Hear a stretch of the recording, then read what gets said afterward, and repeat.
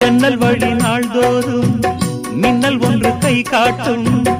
அம்மம்மா என்னைத்தான் ஆசைகளில் நீராட்டும். எனக்கும் உனக்கும் இருக்கும் நெருக்கம்